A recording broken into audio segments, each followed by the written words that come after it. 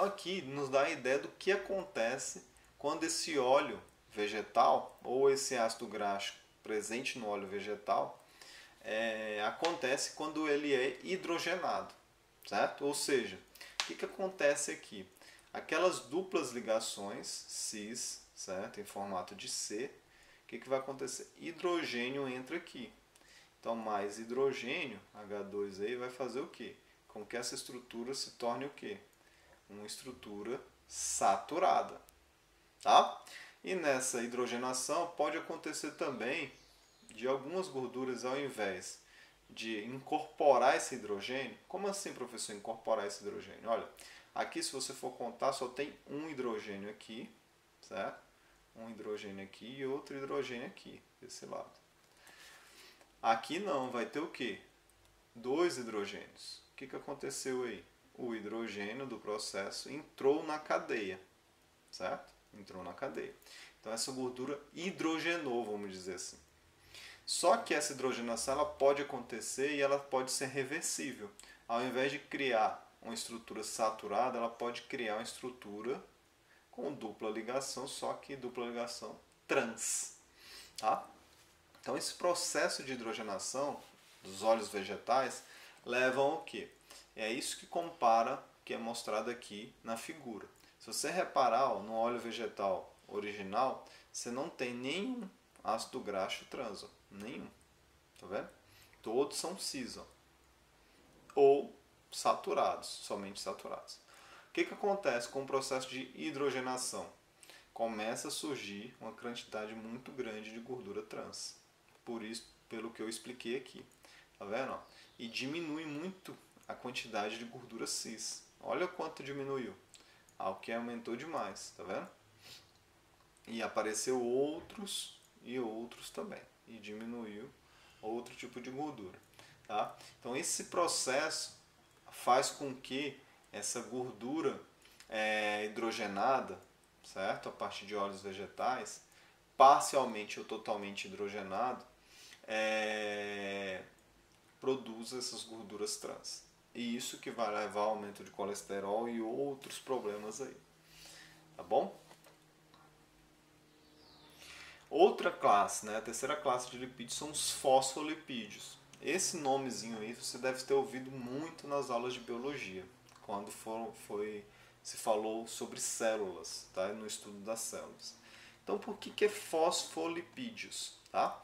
É um lipídio, como eu mostrei para vocês anteriormente, na verdade o fosfolipídio ele tem a origem de um triglicerídeo, por isso que triglicerídeos são importantes.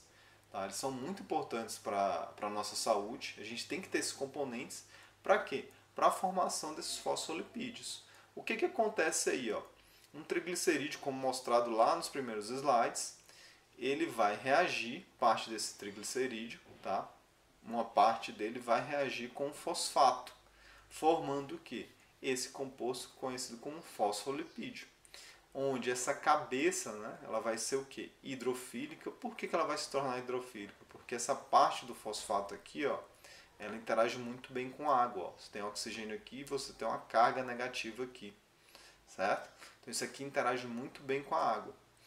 E uma parte hidrofóbica, que é a cauda dos hidrocarbonetos, tá? Então vai ter essa cabeça e essa parte. Ela é tão importante. Por que ela é tão importante para a vida? Porque é ela que constitui grande parte das membranas celulares animais. Então, as membranas celulares animais ela é composta o quê? Pela uma bicamada fosfolipídica, onde a parte polar ou hidrofílica ela vai estar voltada para o meio externo e para o meio interno da célula, intracelular e extracelular, né, interagindo com aquela parte do sangue, a parte aquosa aqui dentro. E no meio, tá, você vai ter essa camada lipídica aí, certo? Ou apolar, que vai interagir com várias coisas aqui. Dentre elas o colesterol, que tem uma função importante nessa membrana celular. Tá bom? Então, essa é a terceira classe de lipídios, que é extremamente importante. Então, assim, a gente não pode deixar de consumir ácidos graxos, né, nem gordura. Agora, o que? Tudo com equilíbrio, né? E de preferência gorduras poliinsaturadas ou insaturadas. Quarta classe de lipídios, as chamadas prostaglandina, tá? Essas aí são um pouco menos conhecidas, tá? Mas elas são o que? Similares a hormônios, tá? E elas estão envolvidas o que? Em lidar com lesões e doenças, tá? Então, elas estão presentes ali quando tem uma inflamação, certo? Quando tem um coágulo de sangue, certo? No corpo. Então, eles estão dentro da indução do parto, do trabalho de parto. Essas prostaglandinas, elas estão envolvidas nesses processos, tá? E elas também podem ser usadas para tratar alguns males aí, né? No caso aqui, úlceras do estômago, glaucoma e doenças cardíacas, tá? A prostaglandina, ela tem essa estrutura básica aqui, ó. Esse aqui é um exemplo de prostaglandina, né? Essa PG é um. Tem várias outras. O que a gente dá para perceber aí? Apesar dela ser um lipídio, ela tem vários grupos OHs. Então, já dá para a gente pensar o que? Ela deve ser relativamente, certo? Relativamente solúvel em água ou em meio aquoso. Por que eu estou falando relativamente? Ela não deve ser solúvel como um etanol, por exemplo, mas ela deve ser um pouco mais solúvel do que os triglicerídeos, tá? Por conta da presença desses OHs. Ok? A última classe de lipídios que a gente vai ver são os terpenos. E esses terpenos, eles estão muito, né? A maioria deles está presente aonde? Nos vegetais, nas plantas. E são os famosos o quê? Óleos essenciais, o que eles chamam de óleos essenciais. Ou seja, aquela parte ou aquela substância da planta que dá cheiro, odor, gosto bem característico, né? O limoneno, por exemplo, é o óleo essencial do quê? Do limão, tá? Que dá aquele cheiro de limão, aquele gosto de limão, aquele odor de limão. É essa constituição aqui, ó, tá? O que dá para perceber também, ó?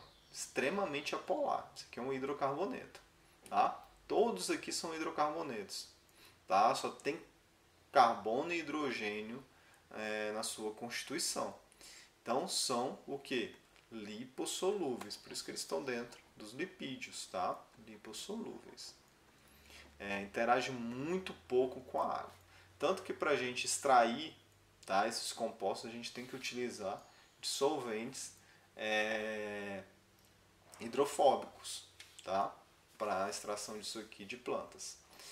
Um dos exemplos muito presente na nossa saúde, né, e muito ouvido é o que? O beta-caroteno, tá? Presente principalmente aí na cenoura. Então, beta-caroteno também é um exemplo de terpeno, muito mais complexo que esse, mas também é um exemplo dessa classe de substância dentro dos lipídios conhecido como terpenos, tá? Dá para perceber também que ele é um hidrocarboneto. Ó, só tem carbono e hidrogênio. Outra característica importante, gente, que eu quero que vocês observem aqui, é que todos esses terpenos aqui não tem o que?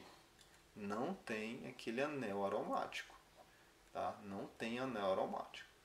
Nenhum deles aqui tem. Então não faça essa relação entre anéis aromáticos, tá? E substâncias que têm cheiro bom, cheiro agradável, tá? Isso não é verdade, tá bom? Existem compostos que têm essa estrutura de anel aromático e não tem cheiro, ou tem um cheiro extremamente desagradável, e tem uma infinidade de substância que não tem isso aqui, que tem aromas agradáveis, tá bom? Isso é uma questão histórica, lembrem disso.